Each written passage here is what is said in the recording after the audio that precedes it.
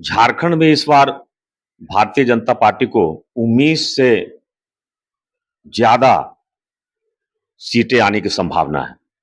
इसका कारण क्या है कि 2019 में जब शिबू सोरेन की सरकार वहां बढ़ी थी, जो हेमंत सोरेन जी मुख्यमंत्री बने, तो जितना उन्होंने वादा किया, बहुत बढ़ चढ़ कर वादा किया था।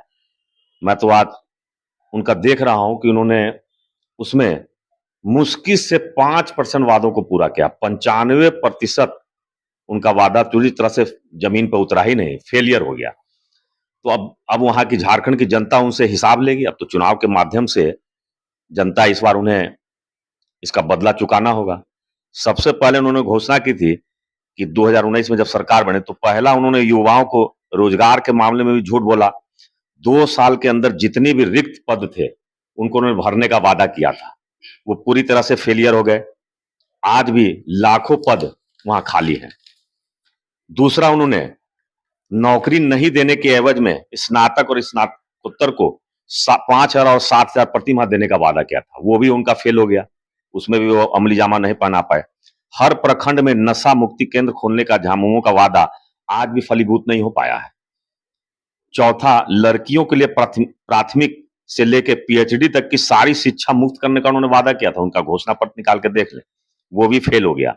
हर अनुमंडल में महिला कॉलेज खोलने का उन्होंने वादा किया था, वो भी अमली जामा नहीं पहना पाए। महिलाओं के लिए पूरे राज्य में महिला बैंक स्थापित करने की घोषणा की थी, वो भी फेल हो गया।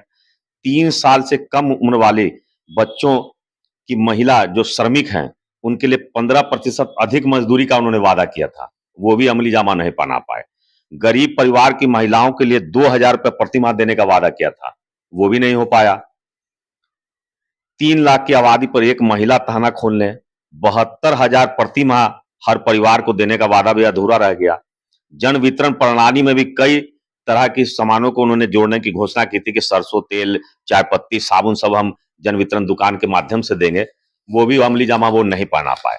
तो वहां की जनता तो उनको अब चुनाव में उनको बताएगी, सबक सिखाएगी, क्योंकि झूठे वादे के आधार पर उन्होंने सरकार बनाया। और भ्रष्टाचार के मामले में तो पूरा देश देखते रहा। सालों भर, ये 5 सालों तक हम ये संघर्ष करते रहे, ईडी और सीबीआई के छापेमारे में आंख मुचेलो इनका चलता रहा।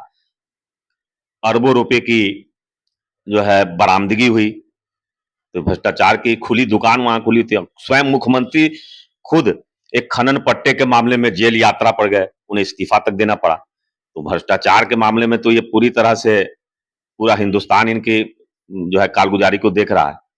संविदा कर्मियों का भी जो वादा किया था वो भी इनका फेल हो गया। खिलाड़ियों के लिए भी इन्होंने वादा किया था कि पंचायत स्तर पर, राज्य स्तर पर खेल क्षेत्र में विभिन्न पदों को सृजन करके खिलाड़ियों को उसमें नौकरी दिया जाएगा, वो भी इनका फेल हो गया।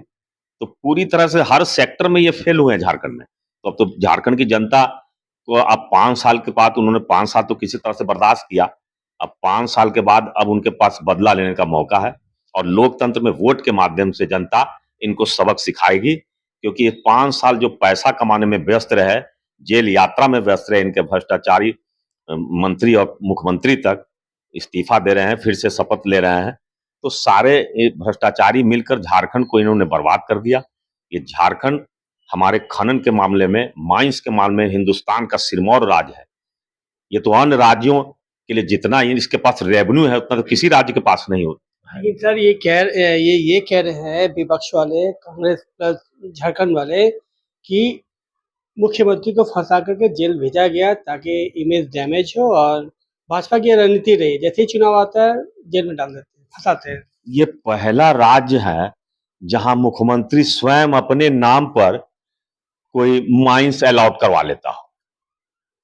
ये कोई भारतीय जनता पार्टी उसे थोड़ी फंसा देगी, या सीबीआई जो आप करेंगे, सीबीआई तो उसी की जांच करेगी ना। आप कोई गलती करेंगे तभी सीबीआई आपको पकड़ेगी, या कोई भी केस होगा, या कोर्ट आपको जेल ऐसे ही थोड़ी भेज देगा, बिना प्रमाण के कोई जेल भेज देगा थोड़ी कोर्ट। तो आपने तो गलती की है। एक मुख्यमंत्री अपने नाम पर कोई पट्टा लिखवा ले, कोई माइंस अलॉट करवा ले, ये तो बड़ा आश्चर्यजनक बात है। ऐसा तो हिंदुस्तान में आज तक नहीं हुआ। और इनके भ्रष्टाचार के मामले में तो शिबू सोरेन जी भी पहले जेल जा चुके हैं।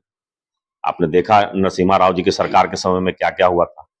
तो ये तो शुरू से इन्होंने झारखंड को देखिए, मैं आज भी बता रहा हूं कि झारखंड में एकमात्र ऐसे मुख्यमंत्री बाबूलाल मरांडी जी हुए जो पूरी तरह से भ्रष्टाचार से मुक्त रहे, और उन्हीं के शासनकाल में झारखंड जो तरक्की किया वही आज तक चल रहा है। और एक बार फिर जब भारतीय